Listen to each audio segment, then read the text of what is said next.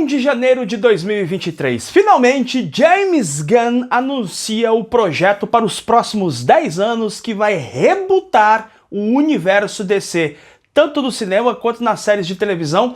Nesse programa aqui eu vou comentar com você a respeito desses anúncios e mostrando para vocês quais são as referências no universo de quadrinhos das citações do tio James. Salve, coisa fofa, Shine na área, mais um programa aqui do canal BBHQ. Já chega se inscrevendo, dando like e vamos direto ao assunto aqui, ó. Nem tudo aquilo que foi anunciado eu conheço no quadrinho, né? Tem coisas ali que eu realmente ainda não tenho maiores informações. Isso significa que teremos mais conteúdos aqui no canal a respeito desses anúncios de James Gunn ao longo dos próximos anos, né? Afinal de contas, é um projeto bastante estendido. Vamos começar então falando das séries. Aqui foi anunciada a série do Booster Gold, né? O Gladiador Dourado. É um personagem que vem do futuro e se aloja em Metrópolis, tem uma certa... alguns desentendimentos com o Superman, eventualmente participou da Liga da Justiça. E qual material poderia ser uma referência para essa série? Não sei, porém, a gente conhece um pouco mais desse personagem lendo lendas do universo DC Liga da Justiça, porque aqui foi a fase que provavelmente o Gladiador Dourado mais ficou marcado na memória dos leitores de quadrinhos aqui no Brasil, né, por conta da dupla que ele acabava formando aqui com o Ted Kord, o Besouro Azul, que não é esse do filme que vai sair agora, esse é outro Besouro, tá? O Besouro anterior, que era o Ted Kord.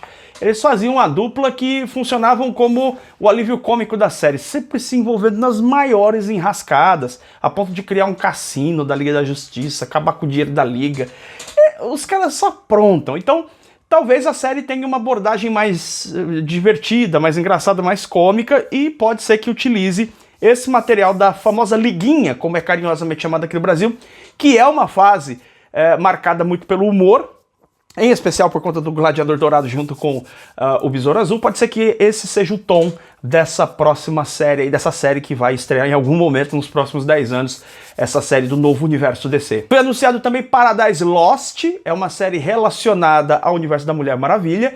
Existe essa história chamada Paraíso Perdido, confesso que eu nunca li. A impressão que eu tive, né, inclusive ele faz uma menção a Westeros, então essa coisa Game of Thrones e tal, pode ser uma coisa mais tratando do reino de Temícera, explorando mais essa coisa da luta pelo poder em Temícera. Talvez a série vá por esse caminho, mas eu não tenho muito a dizer porque não li realmente Paraíso Perdido. Teremos Viola Davis aí continuando no universo DC como a Waller. Cara, ela é a Waller, a Amanda Waller é a Viola Davis, então faz todo sentido que ela esteja presente. E aí, na hora que o James Gunn estava fazendo o anúncio ali, me veio imediatamente à mente esse trabalho aqui, ó. O primeiro volume da coleção que está saindo aqui no Brasil, DC Vintage Esquadrão Suicida, que é um espetáculo de quadrinho, tá? Lançado originalmente nos anos 80, que a gente vai ter a principal fase do Esquadrão Suicida, eu ia falar Quarteto Fantástico, do Esquadrão Suicida, do John Ostrander e o Luke McDonnell na arte, tá? Aqui, talvez desagrade alguns leitores mais novos, porque não tem a Arlequina, não é o Esquadrão como a gente conhece no cinema, por exemplo.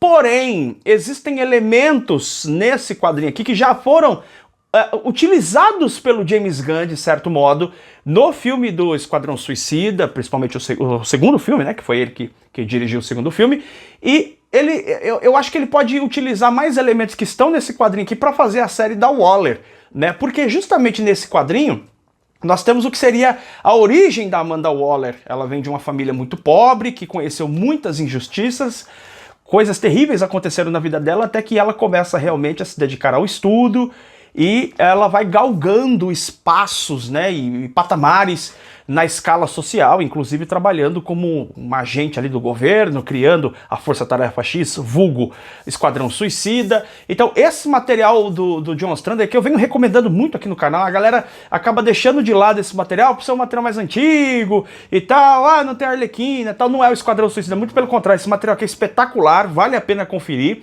E aqui tem a origem da Amanda Waller, me parece, assim, tô chutando, que essa vai ser a grande influência pro James Gunn aí pra criação, né, vai ser a base, a ideia pra criação dessa série da Waller. Teremos uma série também dos Lanternas, tá? Essa série dos Lanternas vai envolver aí a figura do Hal Jordan e a figura do John Stewart. É importante lembrar que a primeira aparição do John Stewart vai acontecer nessa série aqui, ó, Lanterna Verde, Arqueiro Verde, série que saiu originalmente nos anos 70, foi publicado no Brasil aqui alguns anos atrás nesse formato aqui em 3 encadernados. Aqui a gente inclusive tem a figura de Jon Stewart. Aqui ele era muito combativo, muito briguento e tal, e a gente vê outros momentos na carreira dele, como por exemplo, o que acontece em Shang-Chi. Quem já leu o Odisseia Cósmica sabe do que eu tô falando, onde ele tinha uma postura muito mais arrogante.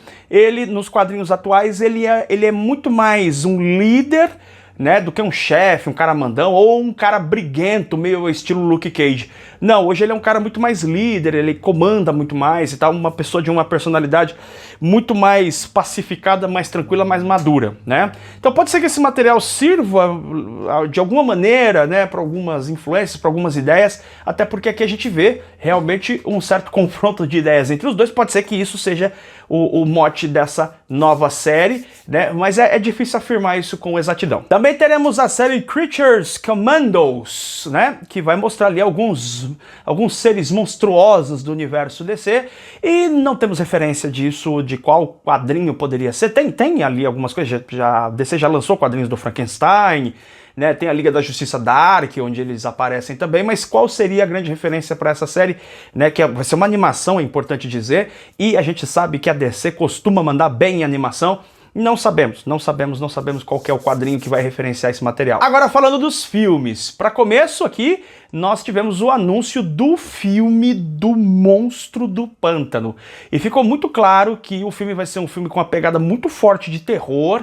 Vai ser um filme que vai explorar as origens do personagem, e tudo me leva a crer que o material utilizado será, né, a saga do Monstro do Pântano do Alan Moore. O Monstro do Pântano que chegou a ter uma série e tal, que foi cancelada. Eu assisti alguns episódios da série, não vi a menor graça na série, sinceramente falando. Achei muito aquém daquilo que poderia ser, né? Esse personagem que é fantástico, criado pelo Bernie Wrightson e pelo Lee Wayne, e que teve a sua origem, de certo modo, recontado pelo próprio Alan Moore. Alan Moore faz uma espécie de retcon ali, durante essa fase da saga do Monstro do Pântano, e escreve aquele que pra mim é um dos melhores runs de todos os tempos. Foi anunciado também Supergirl Woman of Tomorrow, né? Fase do Tom King, não li essa fase. O Tom King, ele é um escritor que ele pende para dois lados, assim. Eu acho que ele escreve grandes trabalhos, ele fez coisas muito boas, tem coisas que eu discordo dele tremendamente. Mas por alguma razão eu suponho que ele tenha sido capaz de fazer uma boa fase dessa da Supergirl. Eu estou dizendo isso porque não li realmente, pretendo, obviamente eu vou ler o material, ainda mais agora por conta desses anúncios. Vamos ver aí o que vem nesse filme. Eu confesso que esse me deixou particularmente hypado. Vai sair o filme The Authority, totalmente influenciado nesse material aqui, ó. O Omnibus, que foi resenhado aqui no canal. Esse trabalho aqui, ele sem dúvida, eu disse isso na resenha, tá? Ele é um dos trabalhos mais importantes dos quadrinhos dos últimos 30 anos, com certeza. Ele foi base, inclusive, acredite você ou não, para o universo cinematográfico da Marvel. Porque é o seguinte, o Authority originalmente saiu na Image Comics, né, numa outra editora. Só que a Image, cada dono de estúdio tem autonomia sobre o seu próprio estúdio. E o Authority surgiu dentro do estúdio da Wildstorm, que era do Jim Lee. O Jim Lee posteriormente vendeu o Wildstorm para a Warner, para a DC, e ele próprio ficou sendo ali, né, uma pessoa do alto escalão da DC. Portanto, os personagens de Authority, né, foram integrados ao universo DC. Na revista atual mensal do Superman, há uma participação do Authority ali, né? Eles estão numa missão junto com o Superman no mundo bélico, então já tem sinais aí de que a Authority realmente poderia dar as caras a qualquer momento. Inclusive a série é bem bacana no quadrinho do Superman. E a gente vê que nessa fase clássica aqui, nós tivemos um primeiro momento o Warren Ellis escrevendo uma trama que envolve muita ação, e uma ação de dimensões colossais. São sempre explosões, naves gigantescas, seres imensos que querem invadir o planeta, morte de milhões.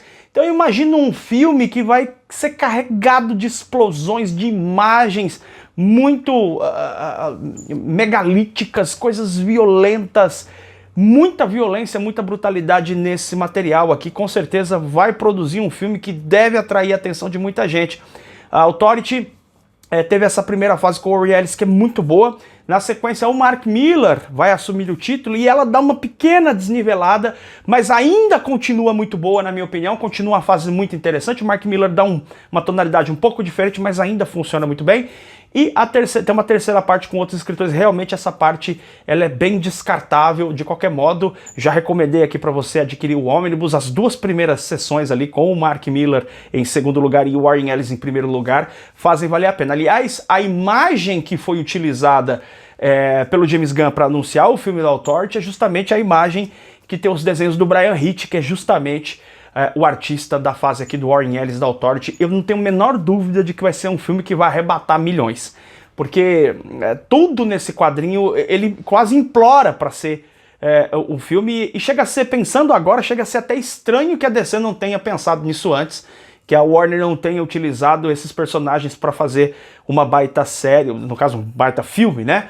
E agora nós teremos esse filme sendo lançado. Foi um dos momentos aqui que mais me deixou hypado, com certeza. O James Gunn já tinha dado uma dica recentemente sobre esse quadrinho aqui, no caso sobre esse filme, quando ele fez uma postagem recente no Twitter que tinha uma caneca de café ali, um quadrinho, e ele dizendo que não tinha nada melhor para começar o dia e tal. E o Grant Morrison, que é um grande escritor, né, escreveu ali, comentou dizendo: esse é o café dos campeões.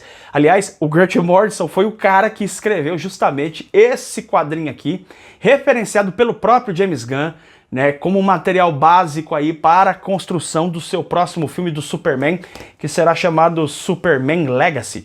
Certamente vai ser chamado aqui no Brasil de Superman Legado. Esse quadrinho aqui mostra um Superman mais característico da Era de Prata e, portanto, com duas características que me agradam muito, as duas características.